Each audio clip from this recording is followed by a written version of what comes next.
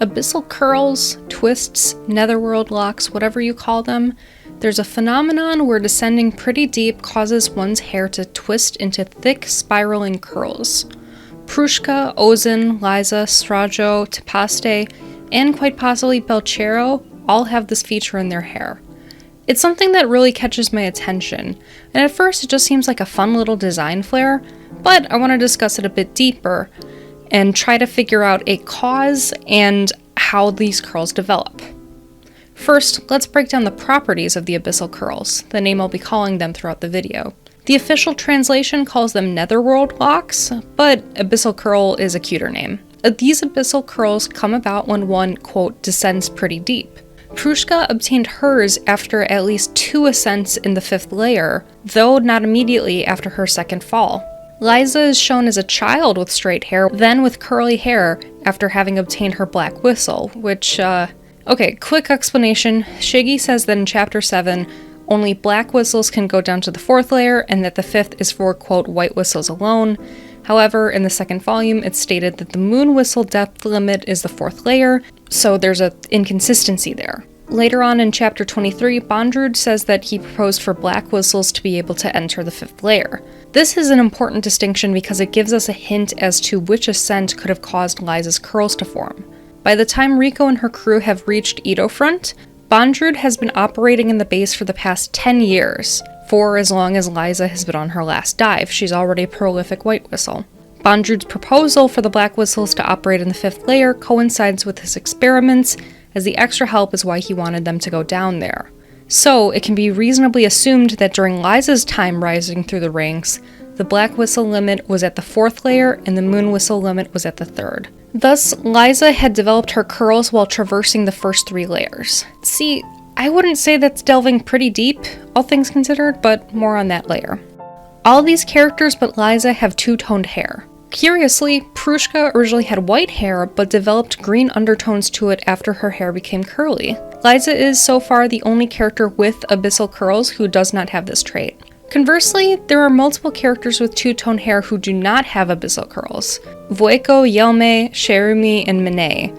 However, I'm actually not sure if these little bits in the twins' hair count as curls, maybe they do, but I'm pushing them aside right now.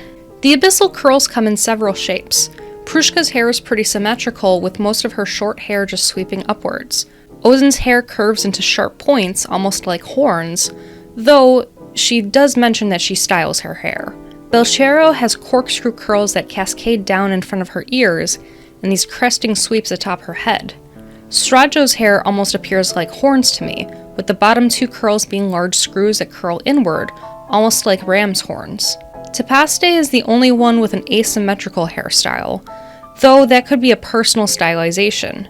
She has the most prominent curl, one large cinnamon bun of a curl sitting askew atop her head, with these little horn-like sprigs of hair on the other side. In short, abyssal curls take many shapes, though they tend not to be too tight. I know Yelme says that Tepaste must have descended pretty deep to develop her curls, with no mention of ascending, but I'm also proposing the concept that the abyssal curls are a byproduct of the curse. If it's just a matter of descending, then all of Ganja should have had curls. What matters, in my opinion, is the ascent and the curse warping one's biology. Think about it, the curse causes all sorts of adverse physical effects, from illnesses to hallucinations to the altering of one's body. In fact, I think that this could be compared to the real-world phenomenon of chemo curls. If you've ever watched the YouTube channel SciShow, one of the hosts, Hank Green, recently underwent cancer treatments, and beforehand he had straight hair, but now he's sporting some fun curls. There's this whole video on this phenomenon, it's a great watch. In the video, the loss of one's hair through chemo, referred to as chemotherapy-induced alopecia, can cause the patient's hair to grow in with a different texture after treatment. Visually, at the very least, the 6 layers curse kind of reminds me a lot of cancer. This looks like unregulated cell growth to me. The curses of the other layers also cause adverse physiological effects, some of which overlap with the effects of cancer or of cancer treatment. I ended up running the Curse of the Abyss's effects from the 1st layer through the 5th layer through this symptom checker on WebMD, and the most likely results are a ruptured And the most likely results are a ruptured eardrum or a middle ear infection. Other results could be aspirin poisoning, alcoholism, a venomous spider bite, or a filovirus. Filovirus. I think Riko should go see a doctor. It is not good if she has Marburg virus. I don't know where I was going with this bit. Anyway, abyssal curls could be seen as a Delver's hair in a recovery stage of an impact from the curse. It doesn't happen right away, though it doesn't seem to occur from the roots, as Prushka's hair was already at a decent length when her hair turned curly. Your hair is composed of strands of dead cells, so changes would come starting from the scalp. But hey, one of our protagonists is a human turned into a big fluffy bunny, so there's some creative freedom. Things would have to be 100% biologically accurate. Now, considering it took Prushka at least 2 ascents in the 5th layer to obtain her curls, yet Lyza was most likely only reaching the 3rd or maybe the 4th layer before she got hers, how deep do you need to go? What are the conditions to develop the curls? And what about characters like Habbo, who have definitely gone on dives and have been impacted by the curse many times? In Habbo's case, maybe he takes safe routes in the abyss. He stays far away from the center shaft, where the force field and the curse are the strongest. Maybe he ascends slowly instead of sharp, sudden, and fast ascents. He seems like the type of guy to play it safe. I mean, he has a wife at home after all. Maybe he doesn't go too deep, despite being a black whistle. In terms of general conditions, I have a hunch that the quality of ascent and the intensity of the curse matters. Think of it like getting a bunch of little paper cuts versus a single huge machete gash. You can go up and down in the 1st layer all you want, but you're just going to come out of it with a little less food in your stomach each time. You know, and you've thrown it up on the side of the pathway.